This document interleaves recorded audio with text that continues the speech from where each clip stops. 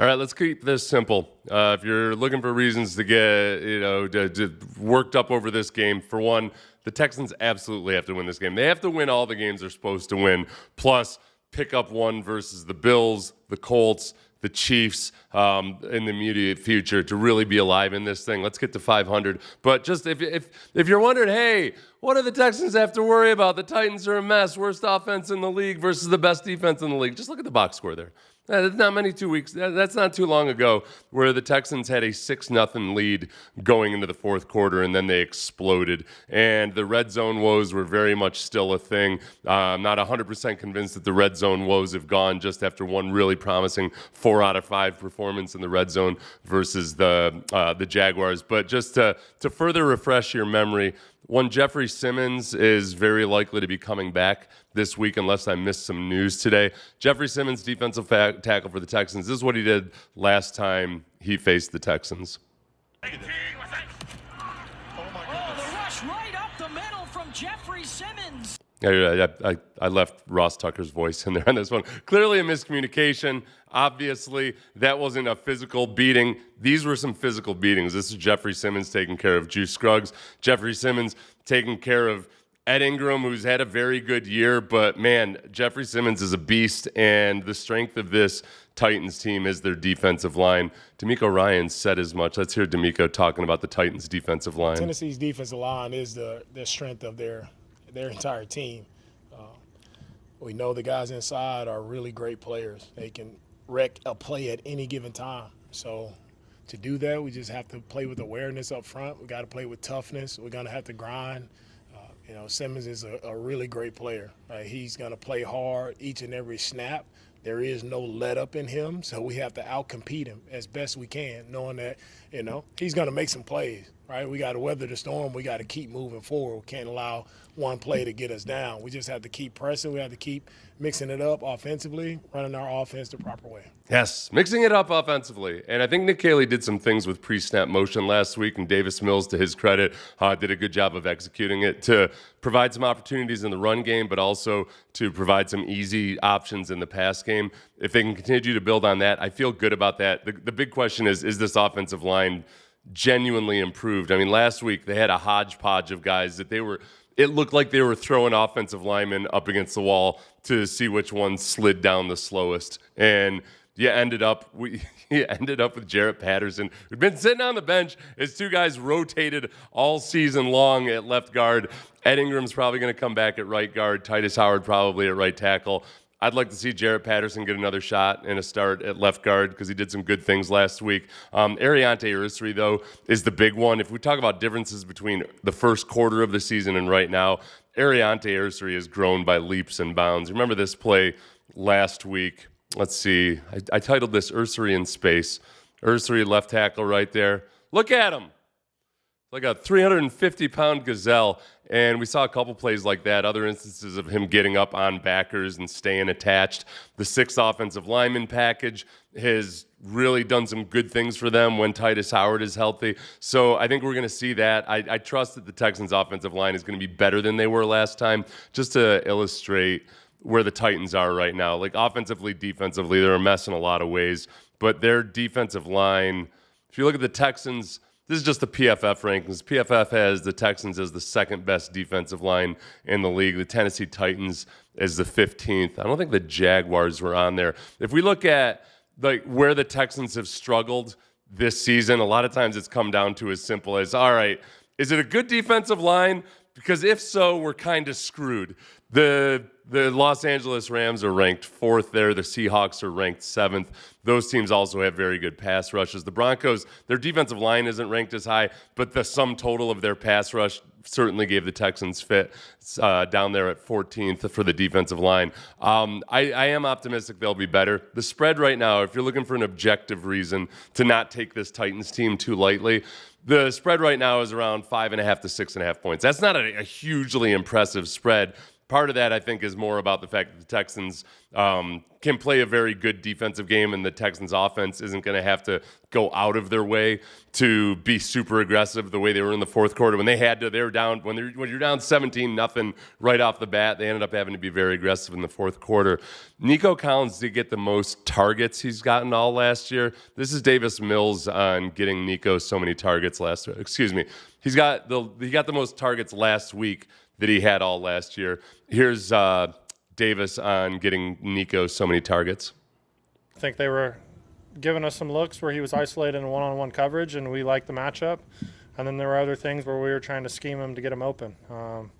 Nico is extremely explosive with the ball in his hand, and I mean, as many times we can get him the ball, good things usually happen for us. So, and it also, if defenses start covering him, it opens up a lot of our other guys too. So I think when he's playing well, I think our whole offense is going to do well.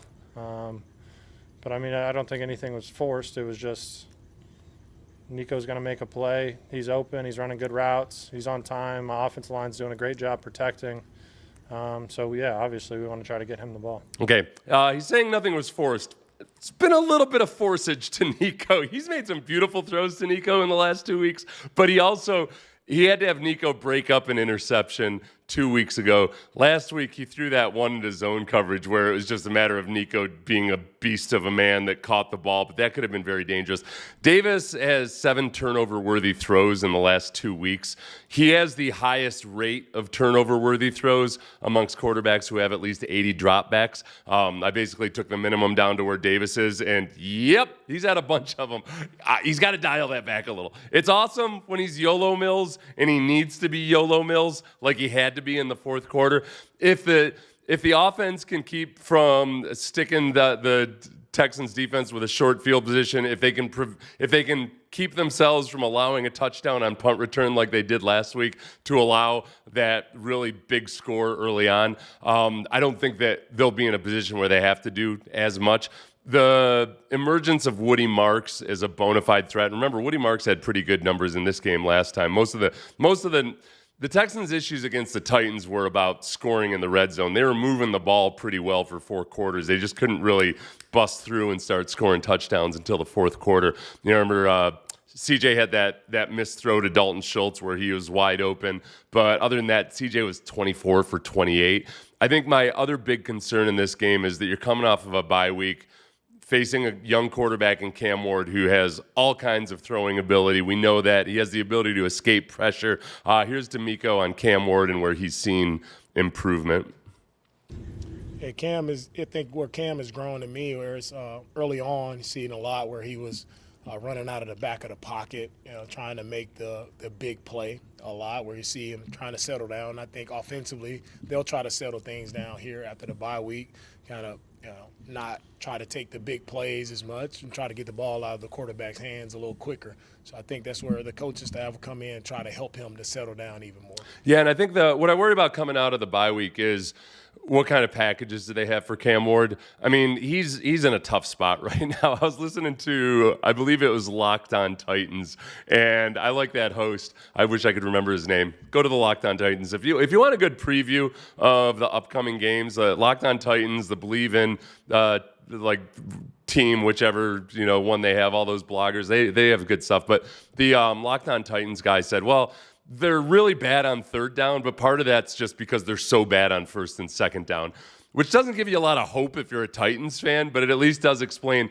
they're in third and long a lot. Texans defense is one of the top 3 defenses in the league on third downs and third and longs. Third and longs especially, they're very, very good. So it really is a matter of stopping the run. All the old cliches, stopping the run on first down. Cam is out. They're running the ball out of the gun on first down a lot. And I think some of that, with young quarterbacks, a lot of times it's a matter of those guys aren't that comfortable under center. If I were the Titans, I would really be trying to lean into some good old-fashioned play action where the quarterback is under center. And if Cam Ward can get more comfortable with that over the course of the last couple of weeks during the bye week, if they can have some stuff out of the gun that's more like zone read based, it's not like Cam Ward is a threat electrically as a runner. He's a threat as a scrambler to buy time, but he does have athleticism. But some of these little wrinkles you can throw in that perhaps they haven't shown on film as much, they could ambush the Texans a little bit. That's where on the defensive side of the ball, man, last time you faced the Titans, you shut them out. And God, a shutout feels good. It's hard to shut any NFL team out. I worry that sometimes the swarm will run amok and guys start playing a little too aggressively, trying to go for another shutout or just trying to do something statistical. This is a classic scenario if we'll bring up the injury reports here. Let's see. If we look at the secondary, this is obviously the big concern because MJ Stewart goes out last week and Miles Bryant has to go from slot back to safety. Kamari Lassiter goes inside. Tremont Smith's playing on the outside. The secondary, as it's constructed right now, would make me really nervous versus teams with awesome outside receivers.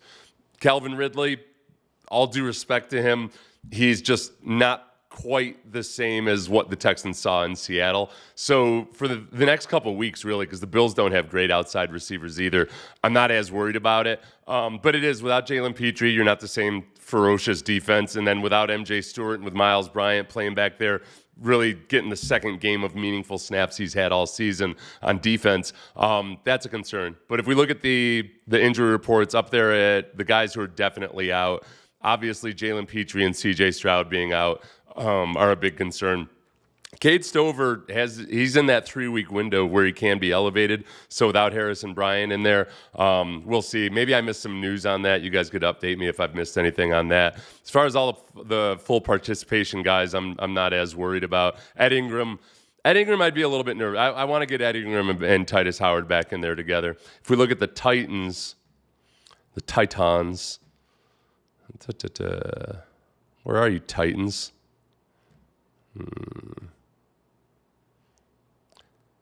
Oh, I was doing so well technically, wasn't I? Till this.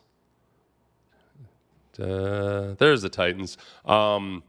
The full participation by Mike Brown, Lloyd Cushenberry, James Lynch, and Kevin Zeitler. Their O-line's been underperforming, I would say, is a polite way to put it. But Jeffrey Simmons with a hamstring was questionable. Calvin Ridley with a hamstring was questionable. Where's the other? Oh, Arden Key. Arden Key's questionable as well. That would be a big return for those guys. The injuries aren't nearly as big a concern other than the big one of quarterback. And I'm going to be doing a video on the concussion protocol. It's kind of an evergreen educational one. I read more about it than I ever have before.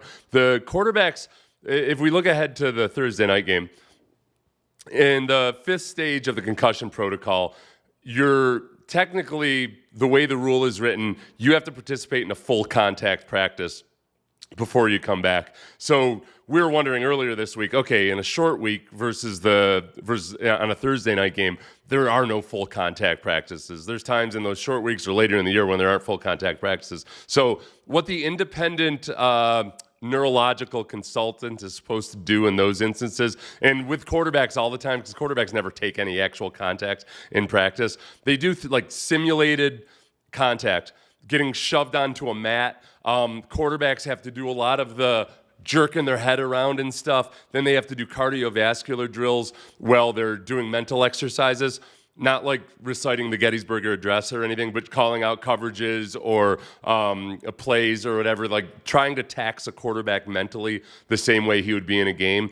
He has to go through that and then show no symptoms. So the Thursday night game, it's not like it's undoable just because the Texans aren't going to have any serious practices. They can run the quarterback through those drills, and it's possible that CJ's back by Thursday night. Not trying to pull a Brian Daboll and pressure him back into it ahead of schedule or anything.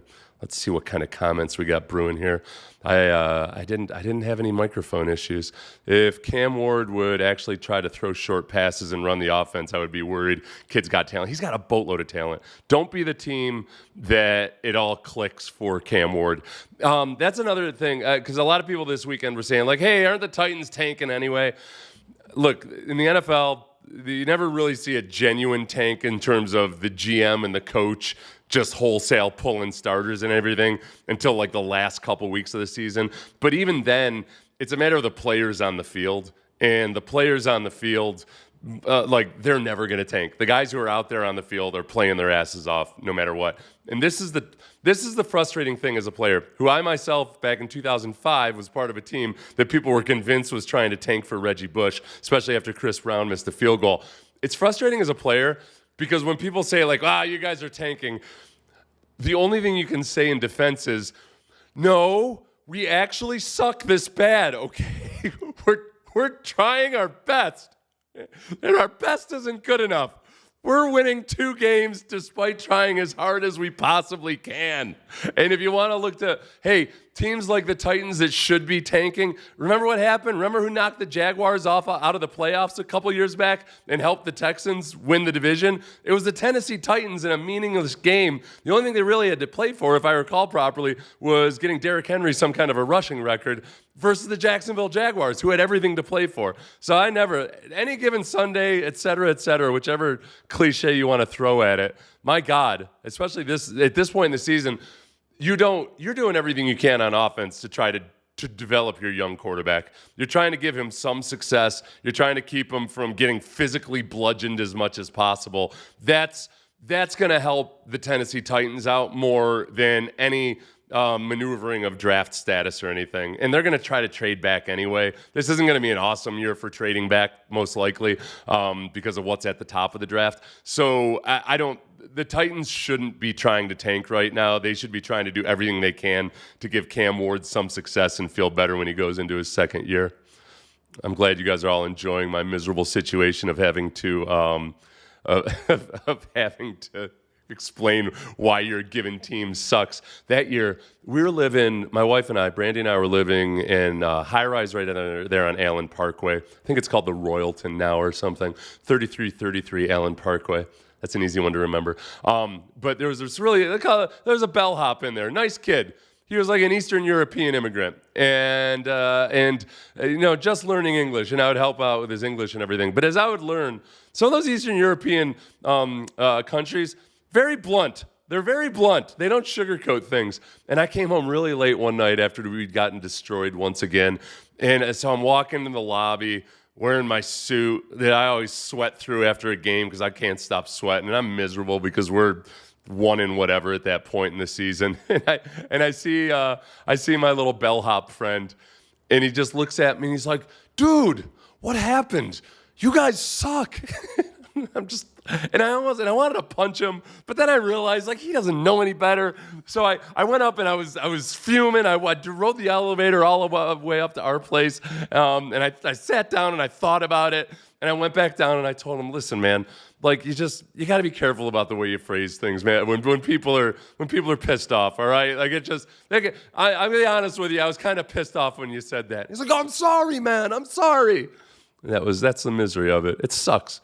It sucks. Nobody wants to lose all those games. It's just awful. Ward wants to win. The Titans just suck. Yeah, that's what they have to kind of say to themselves. It's like, listen, we're not tanking. We just suck right now. And any given Sunday, that team that year in 2005, we won 2 games, and I have zero clue. I have no memory of even how we did it. We had no business winning it. I'll tell you what, our expansion year, how many games did we win that year? 6? How the hell did we do that? Or was it 5? Whatever it was 5 or 6 more than we really should have. Every freaking week, man. The Dolphins beat the crap out of the Bills last week. Head on a swivel. I would move my head on a swivel faster, except that 2005 season took its toll on me.